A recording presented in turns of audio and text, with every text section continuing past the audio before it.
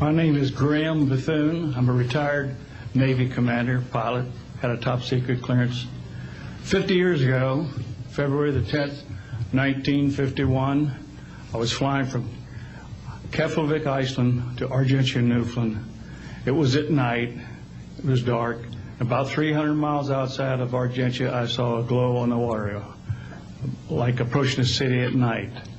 As we approached this glow, it turned to a monstrous circle of white lights on the water.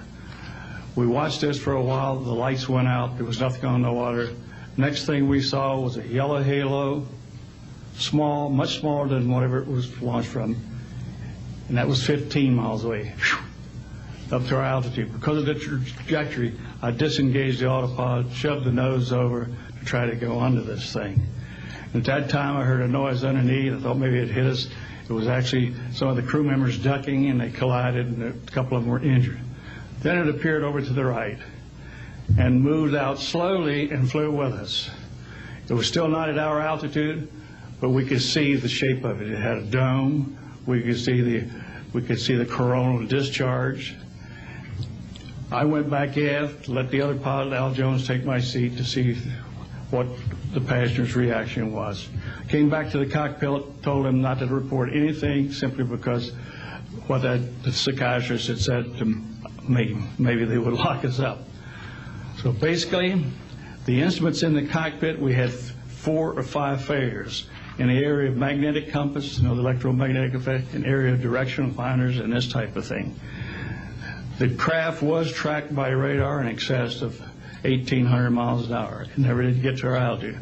We had 31 passengers, plus the psychiatrist and the crew members that all cited this at different areas. When we landed at Argentia, Newfoundland, we were interrogated by the Air Force, an excellent interrogation, Captain Paulson. When we landed at the Naval Air Test Center here at Patuxent River, we were required by Navy intelligence to make out individual reports. Out of the National Archives, I have the 18-page official Navy and Air Force report. I've made up a report to straighten out all the truth. There's a stack of books out there this high that have written all of this up. So the truth is here. I will testify under oath before Congress that everything that I have said is true.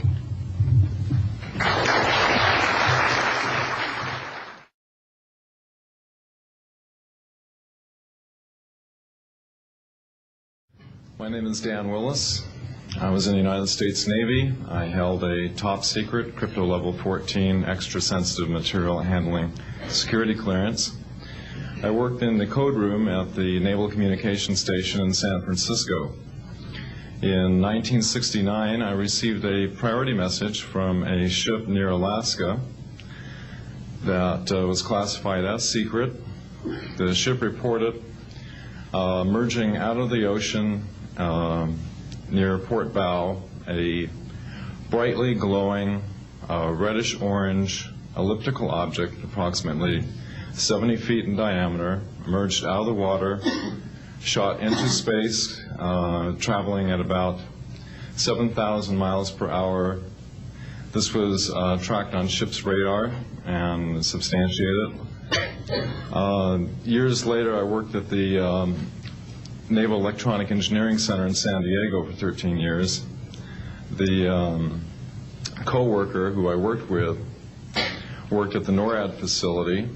When he first started working at the facility, he noticed objects going on the screens that track everything out in space and in the air, objects going off the scale, doing right-angle turns. When he inquired, his older supervisor advised him that, quote, it was just a visit from one of our little friends.